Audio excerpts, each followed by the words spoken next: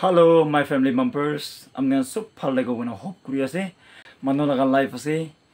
Key suggestion you see first week will be I'm going to soup be itubra. Pachigana palago when I hope Korea. To ekta paldan ba obore. Rati de sede itamurati de to be to Rolecane. We say. To konyak hemnin connecta grore. Konyak hemna lagana. Ito konyak song book laga.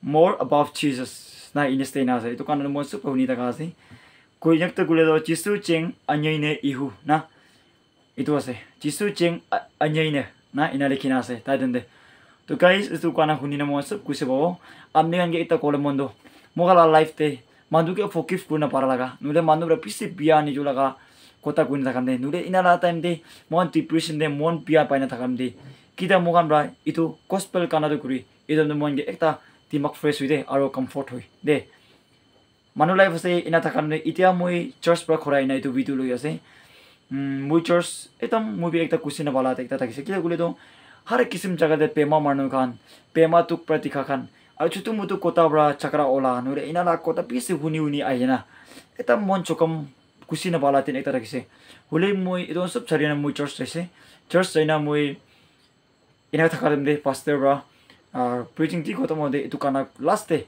ending hole kana last day itu kana kuise to monde pisi lagi itu kile gule do jisu ching anyene uhuna na eso phalo la koto kuise do mos comfort wide na bible do likha ase sub phal kana likhina ase to mokhan lai kaldi kura ase ule bi bible sub phale ase do jisu do Jesus Christ na isor laga kota to pisi phale ase to itu kana tai laga kota koble mon na itu ko jale mon manu ke forgive kuru laga timak pe mon jate pai manu ke forgiveness kuri di mokan itu ina laga gospel kana kuru itu na moi itu kana luina ase to mo asup itu kana huni na blessing ba ode guna my family members am dan ge itu chane dise to chalo time man phela ge itu kana do ni ba